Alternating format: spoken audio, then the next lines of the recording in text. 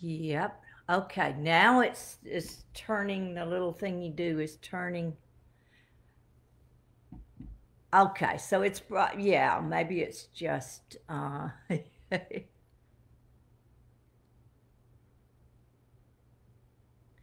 yes, there it is. Yeah.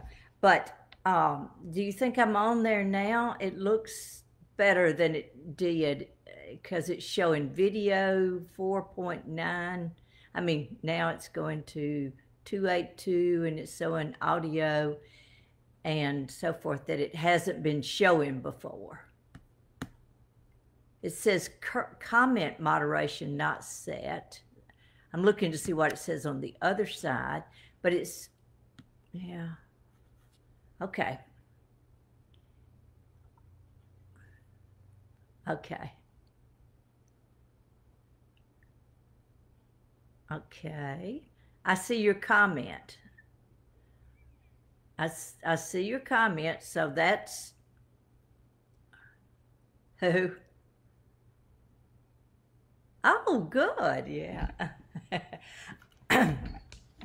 Well, good question. I'm here, I just can't be seen yet.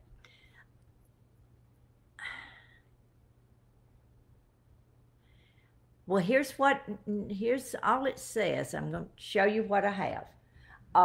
Okay. Naturally beeping in just as oh, okay. It's, like I said, it's video. Under me is a bar. I'm up here. There's a bar under me. Video, audio, actions. And it says event logs under actions and a little, you know, thing.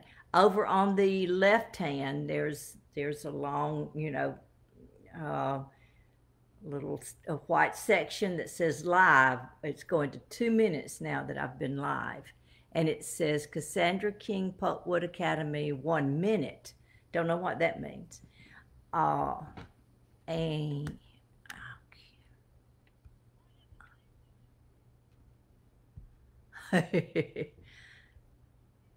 Kathleen Harvey says, we see and hear you.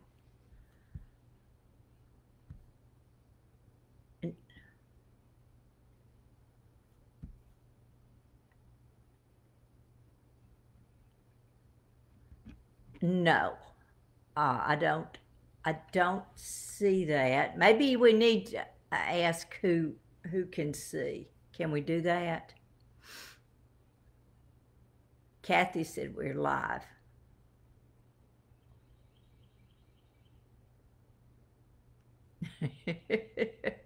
I am alive.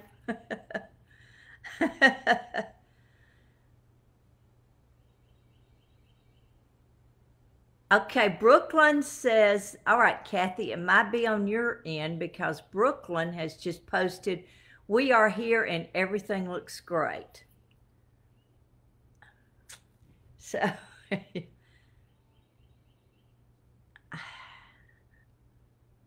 yeah.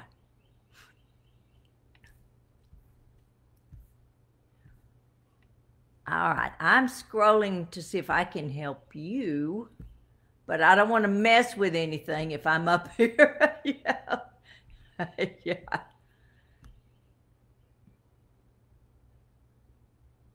Okay, you got me? Okay. Well, okay, I'm going to get out of my I'm going to hang up on you, so I can, yeah, yeah. Hello everybody. After a few technical problems, it looks like that we might be up and running, and I appreciate those of you that have chimed in to let us know that could, after all, see and hear me, which I'm glad because I fixed my hair and I put on some lipstick and I ironed a bright blouse and primped and everything so I could be here with you tonight. Um, and so I hope that we have a lot of folks out there listening. First of all, I want to say that this is a great honor I love the Pulpwood Queens. I love that they. I mean, who wouldn't love a group that do uh, do so much for writers and readers, and have these book clubs all over, and they're just this big sisterhood and brotherhood. There's some men in it as well who we're all in this together, who love books and reading different books and talking about different books. And I always have a wonderful variation. I love to check. When I'm looking for something to read, I will always look at the Pulpwood Queen selections. Every month, different selections, great variety, a lot of fiction, nonfiction, and so forth. So I just want to put in a plug for Kathy and Brooklyn and the wonderful, wonderful work that they do. This is a little strange because I've done a lot of talks about the book, my memoir. It's funny holding it up because it's like looking in a mirror, when you're trying to do, say, the right side and it's the left side in the mirror and so forth. So it's kind of the same thing. And also, I can only see myself, So it's pretty funny because I spend a lot of time talking to myself anyway, which Pat always made fun of me for. And he would say, "Oh, don't start answering yourself." But I not only answer myself, I actually carry on conversations with myself. I will literally say things like, I don't know if I should go. I mean, you think I should go? And I'll say, yeah, but maybe, So this is carrying on a conversation with myself is nothing new for me. So what I would love, what I really, really would love is to hear your questions. And what you can do is you can post your questions and they will come up, and I think I have to scroll down here a little bit, and I bet Brooklyn will, I hear a lot of you saying hello, and somebody already has a question for me, Susan does, so I'm going to get right to those, because that's what I want to do. I want us to have a discussion. This is going to be very, very, informal.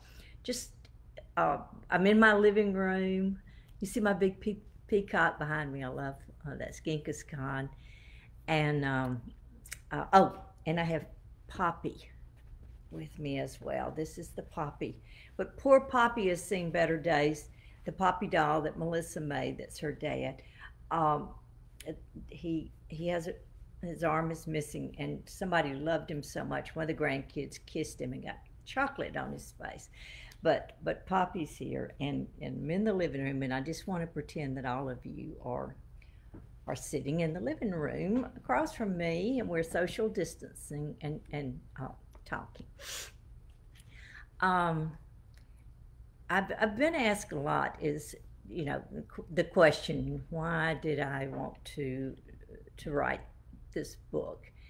I think, one thing I can say is I sort of feel like, if you marry someone like Pat, one day you probably will want to write a memoir, because he was literary icon, of course, and I've read other books by writers' wives, and they have not always been very flattering. It's not. I think we have some exes who can contest that it's not always the easiest thing in the world to be married to a writer, because we live in our own little world and so forth.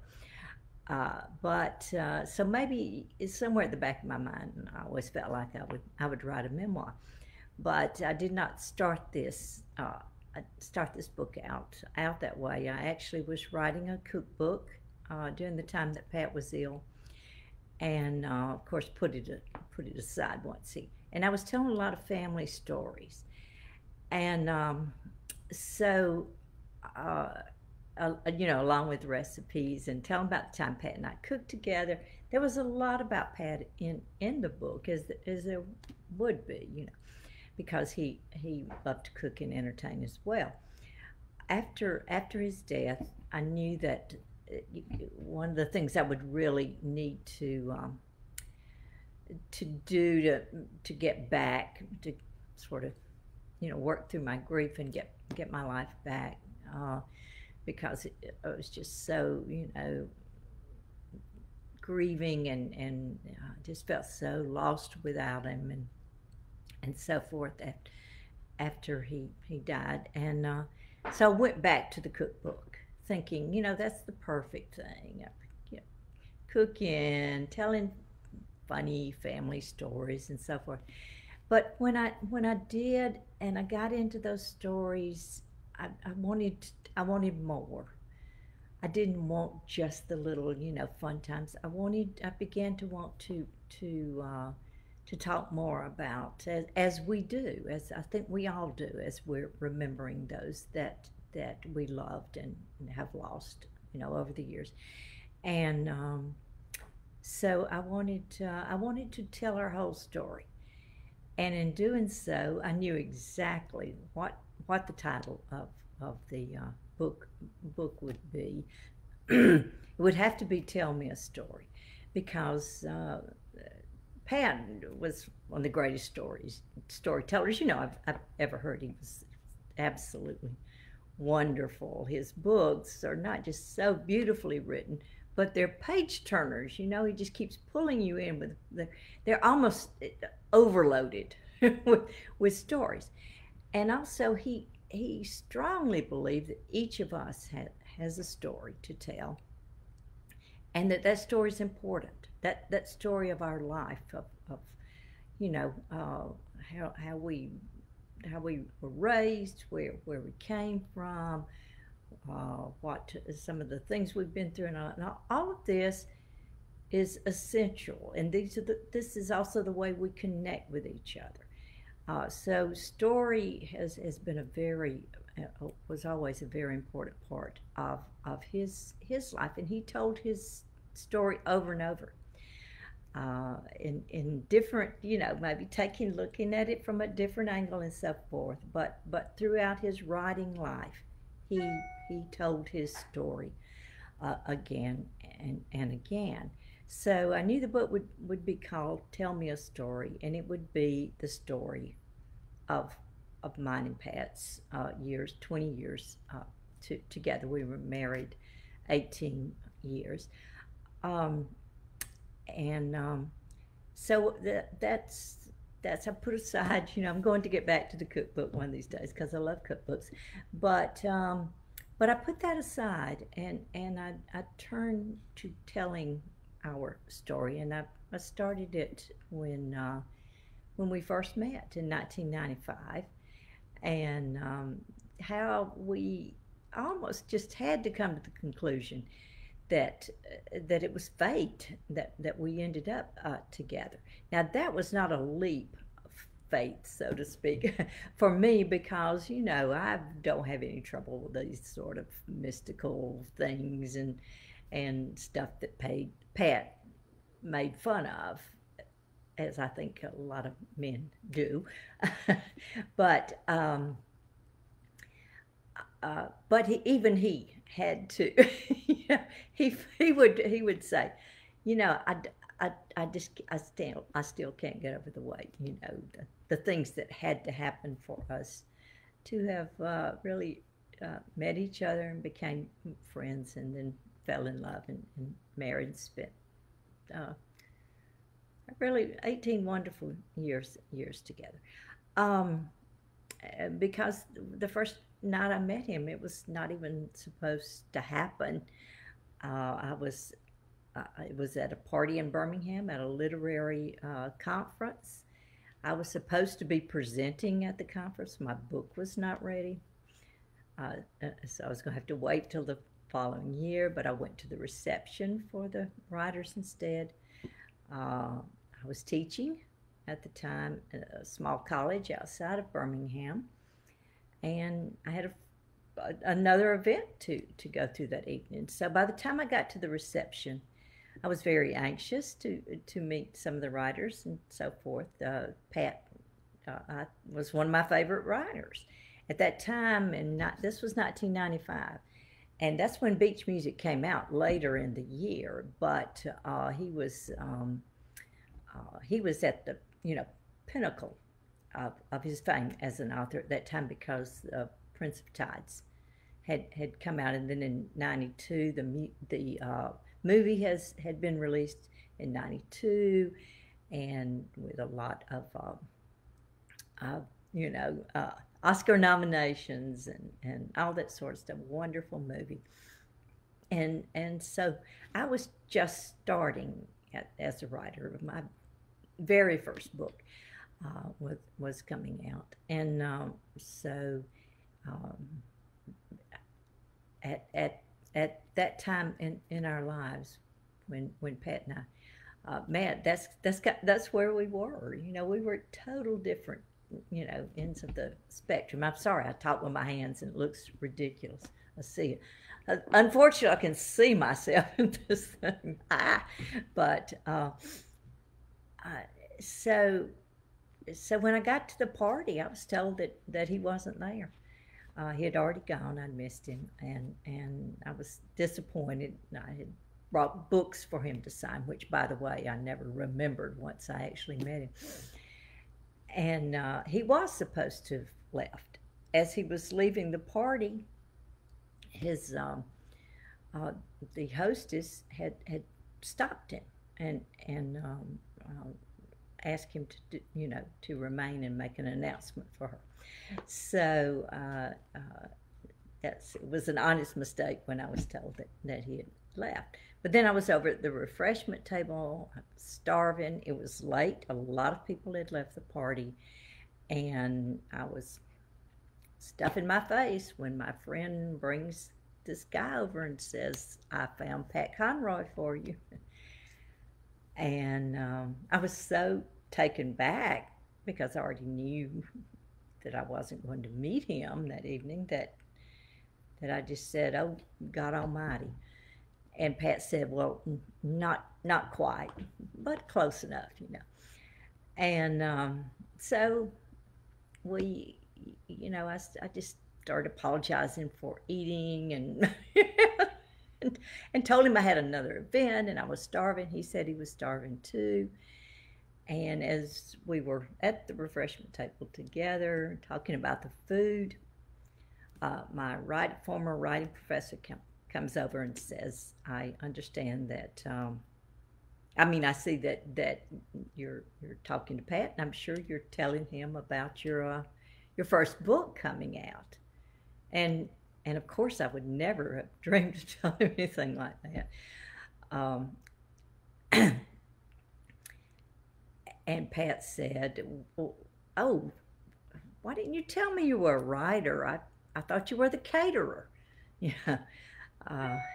Which made sense because I said I had another event and I was starving and so forth. So anyway, we just had all these sort of crazy things like that on the first night we met. But he asked me about my book, and that was the very first time I really had a conversation with Pat, except for the first conversation I ever had with him about food at the table. But I really saw how his interest, he always wanted to hear, he talked to you, he wanted to hear your story.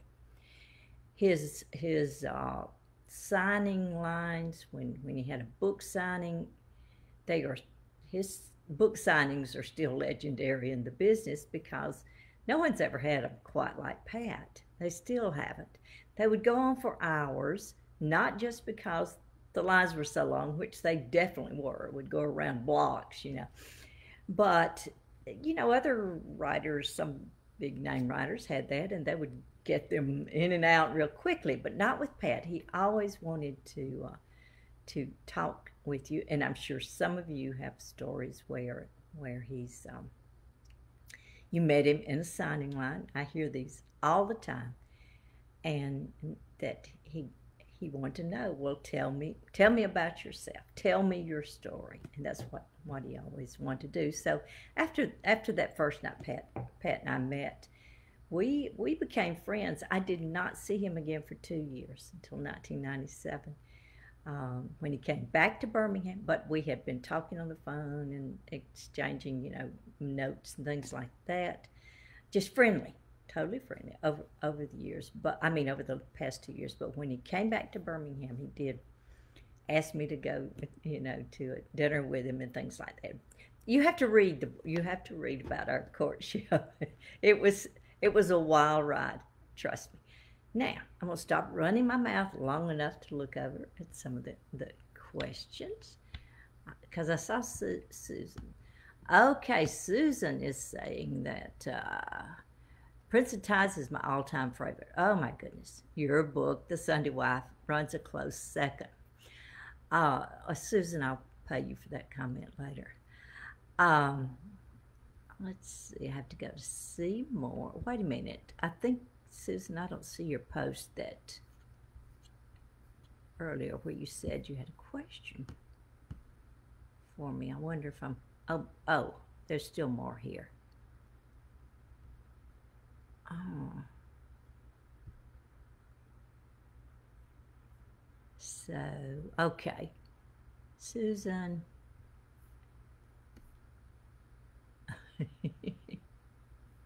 I've lost your original question. No, here you are. Okay, you wrote that. Okay, Susan, it says, you write, and tell me a story. You wrote that you read partly to explore the idea of redemption through art. That my writing has been redemptive in my own journey. Yeah, I actually was, Susan. I was being interviewed after, when the Same Sweet Girls came out. And by that time, I had 3 books. That was my third book, and it was the first time someone had said this to me. The person that was interviewing me, for public, I can't remember if it was public TV or radio, frankly, but said that he was very interested in my theme, that I had a recurring theme in each of my books. And of course, I faked it and thought, oh, yes, indeed, I do. Uh, you know, because I had no idea what he was talking about. And he said well, it was, of course, I realized that the search for self identity is one of the main themes, throughout my writing, and has been from the first. But he said, the whole idea of redemption through art, and and in my case, it would be, through writing. And so yeah, I, I realized, I thought about it, and I thought, well, it's very evident. It's almost I almost hit you over the head with it, actually, in my first book, because my very first book, Making Waves, is about 2 young men who were involved in an accident together, and both of their lives are changed. But one of them in particular, and he turns to art, while he is, kind of art therapy, and later comes back, to this as a redemptive factor in his recovery, and so forth. So, like I say, you couldn't get any more obvious than that, pretty much. Hit you over the head with that, but but I thought it was kind of interesting once this was pointed out to me by the interviewer, that I realized I'd done it in my other books. I had not had a writer in the other books, which would be, the way it had played out in my own life. But in The Sunday Wife, she played music, and the whole her redemptive act, her way of finding herself, was expressing herself through her music. And then I had an artist in The Same Sweet Girls, and this is what he was specifically referring to. Um, And I did. I knew what he was talking about there because I chose. She was in the book. She was a gourd artist.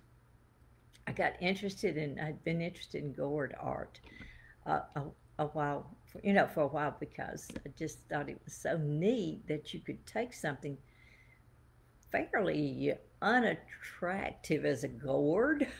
I mean, you see these really pretty gourds, but a lot of the kind of gourds that grew over the fence that where the hogs were when I was growing up on a farm were plain ugly, brown things, but they were useful, so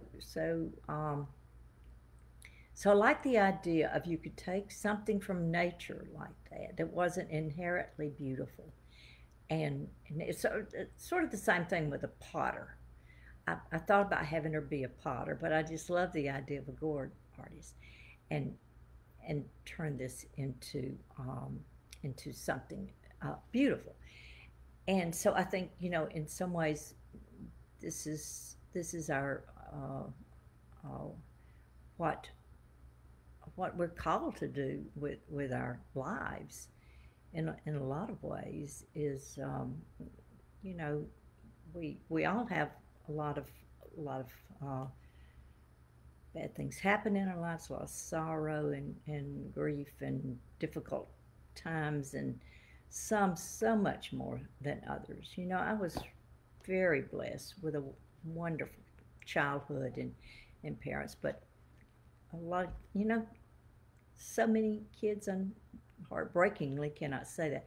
So, but we take this, and through the power of art, whether it's writing or visual art or performance or whatever, then we can find something beautiful, and I really I like that. So Susan, thank you so much for asking that question.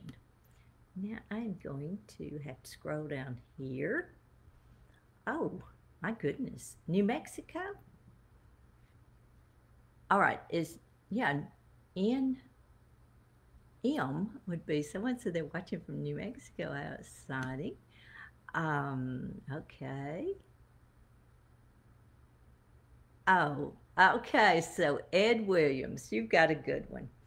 If I had, if if I should have brought another little uh, uh, visual. Oh, speaking of visual props, everybody have their wine.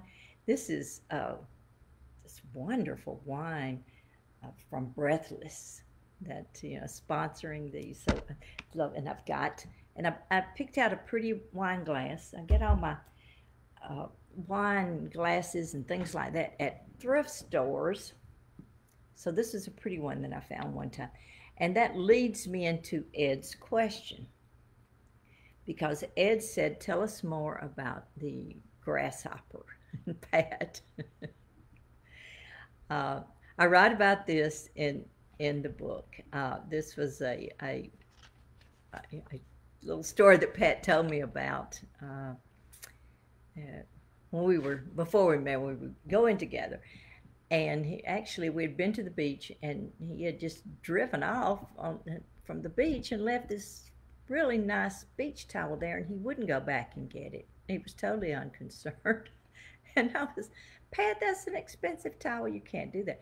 And he said, oh my goodness, don't tell me I should have known, you are one too. You're an ant. And he explained that this was a Conroy thing, that in his family, one of his brothers had come up with this theory that everybody's either a grasshopper or an ant. The fable of the grasshopper and the ants. That the grasshoppers, they're carefree and they're playful, and they don't worry about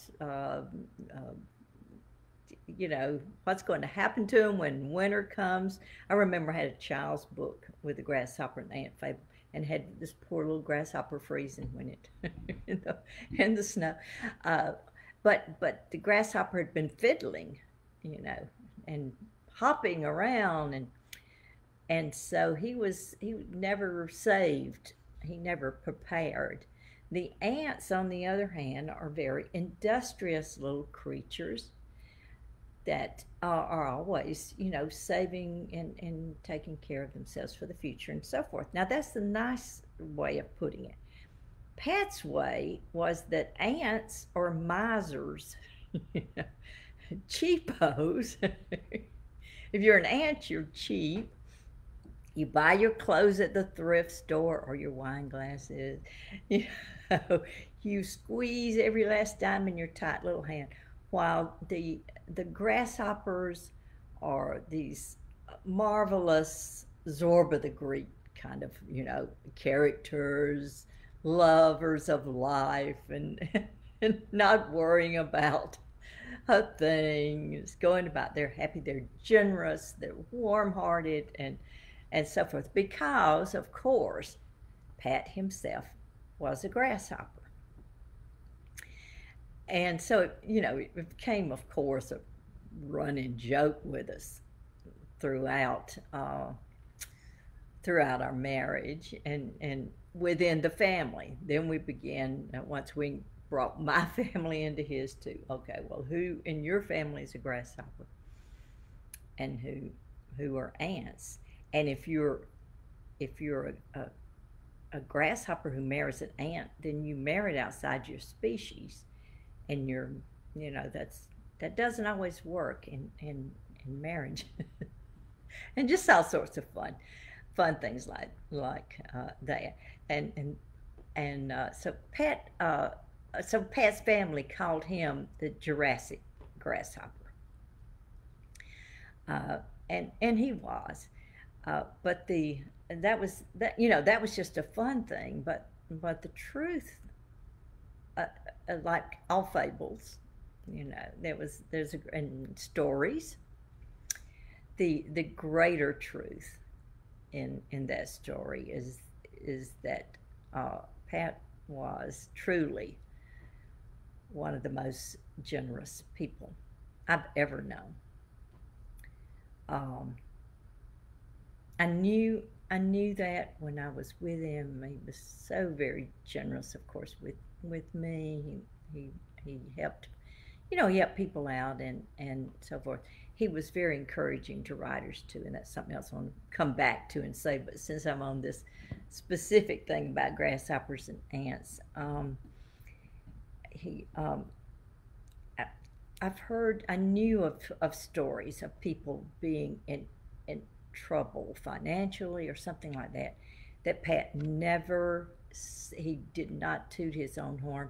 And I think that's the difference in grasshoppers and ants. If, when I give money to the church or something like that, I brag about it for a month, afterward. But Pat, I didn't know about this. People would tell me, we had a friend who's Japanese, and her mother died, and she couldn't afford to go to the funeral. And I didn't know until much later that Pat had paid for her ticket, and things like that. He was just a wonderfully generous soul. Had a wonderful spirit of generosity about him. Ed, I think it might have been you. Was it you that was telling about going to Defusky? Kathy was sharing the story with me that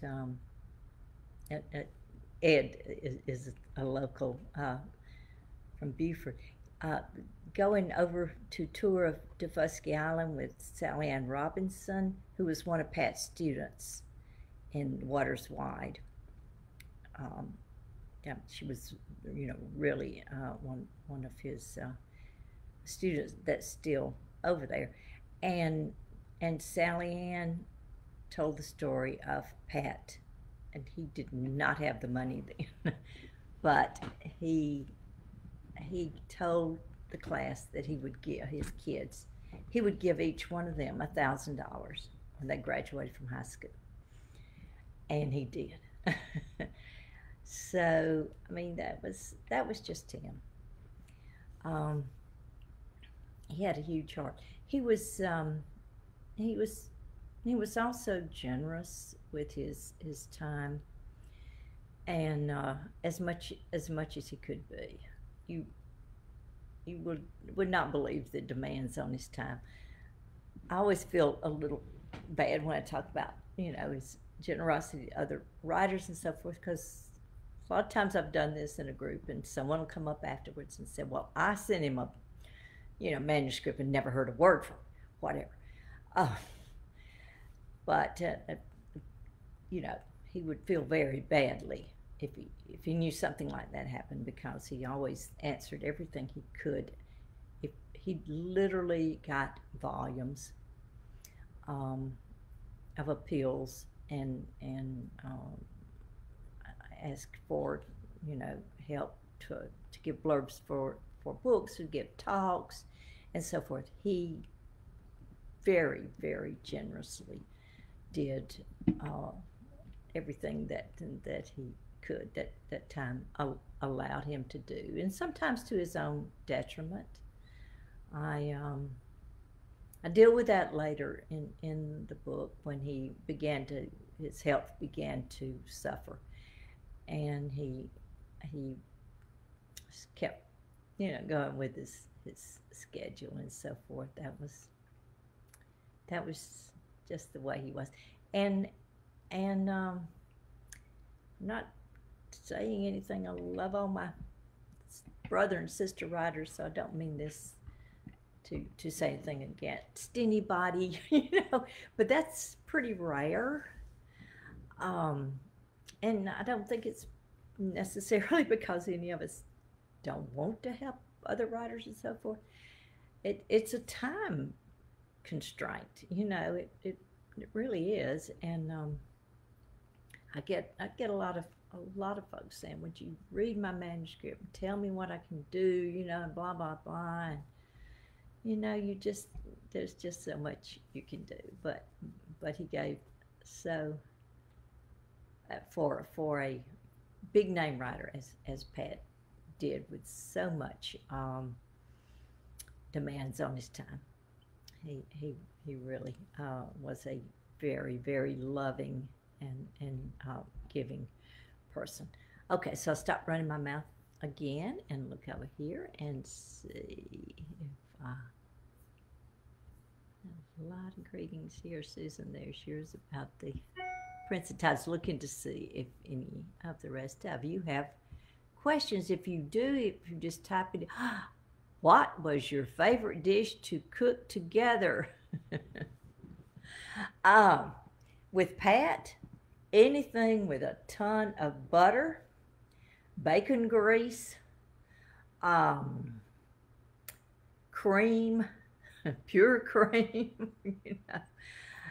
Uh, he he had taken some. He had taken cooking classes. He wrote about this in his cookbook, about taking classes with Natalie Dupree. And he also took some in Italy when he lived in Italy for 3 years. And so he did fabulous Italian uh, cooking. And now that was not something that I knew much about. Mine was Southern cooking. Well, I can cook you some cornbread and some black eyed peas and some fried okra, cream corn, uh, that sort of stuff. But and so sometimes we would do that. We would just pile and go to the farmer's market and pile up with a lot of vegetables, or go to my dad's farm and come back with our hands full of vegetable, the truck full, I mean the trunk of the car full of vegetables and blueberries or peaches and all this sort of stuff. And so he, you know what? I was just thinking, I don't. He did not do many. He didn't do many sweets. He, after we married, he may have, of course, before, but that was usually, if we cooked together, that was my role. He didn't cook a lot of sweets. I remember that he wanted to try. He cooked my mother's pound cake recipe for Megan's um, bridesmaid luncheon, which he wrote about in his cookbook. Um, so I guess what we cooked together, uh, we we didn't have conflict with it, but I tried to sneak in healthier dishes. Um, I, I wasn't going to have any conflict with him about it because I love Italian food too much. So he can make it to the cows came in, as far as I was concerned. I wasn't going to say anything like, "Oh my God, we're having pasta again tonight." Not hardly, yeah. But yeah, that I guess the good thing about pasta is that you can make a huge, thing of it, and then have a bunch of folks over, and it serves over. And we also did a lot of cooking of local seafood. I mentioned the local vegetables, but I left out the local seafood. Didn't mean to, because that was Pat fixed shrimp a lot. He was the first person I saw that would serve boiled shrimp as a main dish, like you might, and you'd pass it around like you might, slices of pork roast or something. I mean, it was just be a big platter of boiled fish, and the cocktail sauce would come behind it. And I'd always just had that as appetizer. Had not, if I did a shrimp dish, it would be in pasta, something like that. But he loved to just get a whole bunch of shrimp and boil up a bunch of it, and that would be a main dish with, veggies and salad and things like that. So that was mainly what we cooked together. Now, okay, so Trudy asked, "Do you think Pat would like the book, and if so, why?" Trudy, I have to say that Pat would make fun of me about the book. The other thing I would love for Pat's readers, I said at one point that part of the reason I wrote the book too was that I kind of wanted Pat's readers, who loved him so much as a writer, to know him, more of him as the man, the wonderful person that he was, not just the fabulous, writer that he, of course, was, but he was a beautiful person, just a wonderful, wonderful man. And I guess what I miss most about Pat, and the thing I love most about him, was his sense of humor. If you read his books, you can be laughing on one page and crying on the next. And that's almost a definition of a good book, I think. But he was every bit as funny in person. Every character that's the main character, the Nick Nolte character, the young man in Lords of Discipline, of course, the much younger man in Grace Ending, and Jack McCall and Bishop. These are all Pat. They're so obvious. Once you got to get to know Pat, you would know that was him. And they were always, all of these characters are funny. They just crack you up funny. And that's the way he was. The thing about Pat's humor, it was pretty dark. It was very irreverent. And we decided one time that was why we hit it off, is that I have a terribly irreverent sense of humor as well, and dark humor and sick humor sometimes. I have to watch myself, bite my tongue. Um, but he certainly he had it worse than I did, and nothing was sacred.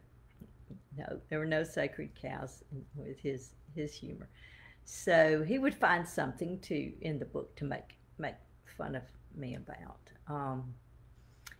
I had a couple of chapters, or just one chapter at the end that I that didn't make in the book. Had decided to leave out, but I had written about the months following, before I ended the book with Hurricane Matthew, Pat's death, and then Hurricane Matthew is sort of an afterword. But I had a chapter there, and and I was talking about my grief and how much trouble I was having, after Pat died. And one of the things I remember saying in that chapter, even though, like I said, it didn't make it in, was that what would Pat think if he could see me grieving over him so much? And I said, I know what he would do. He would make fun of me.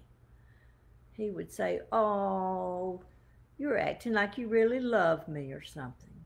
That was just, that was just him. So Trudy, he would make fun of me. I think he he would. I think he'd like the book okay. Um, I because I think for one thing he would appreciate that I did make an effort at some honesty in the book. And we all know this. We've lost people. Then we don't want to say anything bad about them. We don't want to talk about, well, they could be jerks sometimes, but you know, and sometimes we tend to sort of idealize someone after they've gone on, and I think it's fine. I think it's fine that we focus on their the good qualities and the good times we had together, and this sort of stuff. But I knew if I wrote this book that I would have to deal with some uncomfortable and unpleasant parts of our life together. Um, and I just sort of plunged in. That's not like me. Uh, I've always been a very private person. It was another way that Pat and I, besides being grasshoppers and ants, we were totally different in that, you read his books. Pat bared his soul. You knew all about the uh, troubles and trials of his childhood, and the way he struggled with things. He talked openly about depression and mental illness, and how he had had mental breakdowns after each of his books, and his suffering, and so many things. He, I don't want to say it was an open book because that's such a cliche, but he really, um, he really he didn't hold back uh, in revealing really personal and private things that a lot of people don't care to talk about. And he came from, in the came from the military, background and so forth. And you didn't talk about these things. That was, well, you didn't in my family either. It was not considered, that's just something you didn't do. Um, but so I've always been really private and don't like to tell everything and all this sort of stuff. And so Pat's nickname for me in our marriage was Helen Keller, um, because he said not only was Helen Keller and I both from Alabama, but like Helen Keller, I saw nothing, heard nothing, said nothing, which is also another example of Pat's dark humor that I mentioned. Which, and it was totally tongue in cheek because Helen Keller, of course, is very vocal in her way of advocate, an advocate for social justice and so many other things. But what he was saying is that I, kept things too much to myself. So I think he would be, appreciative that I was able to let go of some of that and try to have a more open and honest book than he could have thought I would write, or me. I would have thought so too. Uh, So Brooklyn reminds me that this will be posted later. We're getting close to we still have time, but getting close to our time. Oh, can you tell us about your next book? Well, I'd love to do that. I tell you what, why don't I end with that, and as we get to 9 o'clock. But I, I, I'll go back and talk about this other question that I see here, and this is refers to question from Susan that refers to the stories that I tell at the toward the end of Pat's life, and some of the sort of mystic or spiritual experiences that uh, we had at that time. There again, this was something that I did not hesitate to write about. I don't mean to imply that, but I did, you know or consider, okay, sometimes writing about things like this does open you up to ridicule and, come on, that didn't really happen. You were just grieving or whatever, you know. But that wasn't, I mean, I did not let that affect that kind of reaction, affect me in any way. But I do write about some things. I encourage you to read the book where there was some things that happened. I'll just, for an example, we had a night nurse that came one night, and she was so beautiful and so wonderful, and she sang these hymns, and she told us that she wouldn't be coming back because Mr. Conroy was going on his journey, and she had not been there before. I mean, she kind of appeared. We realized later we don't know where she came from. We don't to this day. So, you know, what has been wonderful about telling this story in the book is that I've had other people share their stories with me as well about similar experiences they've had, and I think it's a lot more common. But I think, as I mentioned to start with, this might be something we feel a little uncomfortable, especially around skeptical people, talking about, well, I had this really mystic experience, actually there was an angel, or something like that, and you feel maybe sort of like you would be scorned telling this story. But, I throw these things out there. You do as readers, you do what works for you, but I'm just telling you. And I felt that way about memoir in general. I had not written one before, and someone asked me, did I check out all my facts, or did I verify the stories with others to see if this was their memory? I did some of that. For example, I asked Pat's girls, and they did respond. They told me, okay, y'all remember, this is the way I remember when we first met.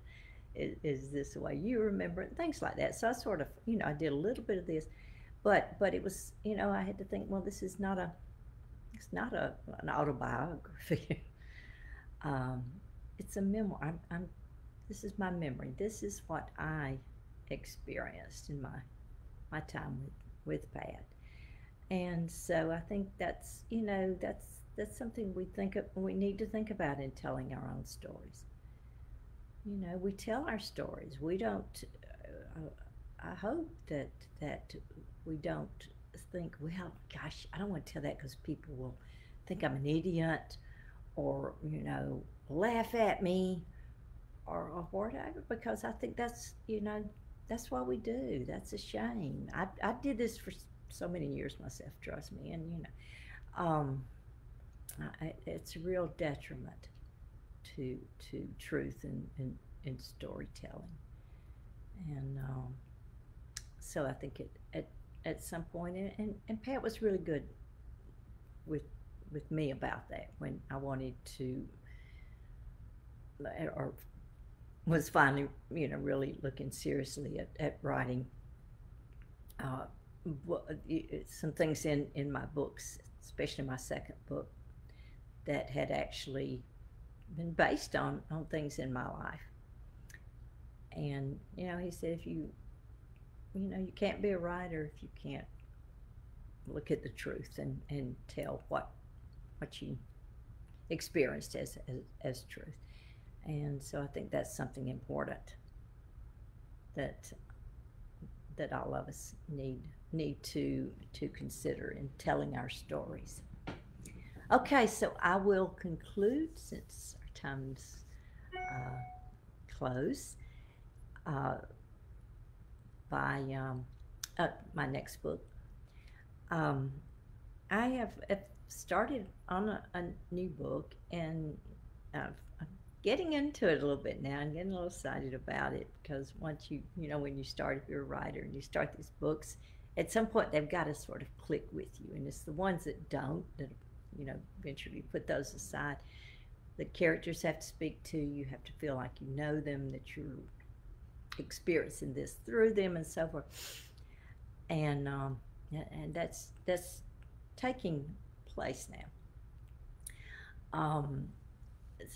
As I've gotten into this new book, I've gotten a couple of titles that I haven't quite got my title for sure yet. But anyway, it's going to be sort of a follow up to the Same Sweet Girls. I'm having a couple of characters. Two of the Same Sweet Girls are going to reappear in this book, but it's more focused on the daughter of one of them, because she has um, decided to try to save her grandparents' farm. And so by working this, storyline in, I was finally able to find a vehicle for writing about. I had been wanting to write a fictional, having a fictional approach to dealing with the loss of the family farm, in America today, and think that maybe now I've found a way to do that. But what I'm really enjoying most about this book is that I was just compelled to set it in the Low Country. So some of it takes place in Beaufort, and then is sort of in Beaufort or on the farm that's in the Low Country. So that's my next project. And the cookbook.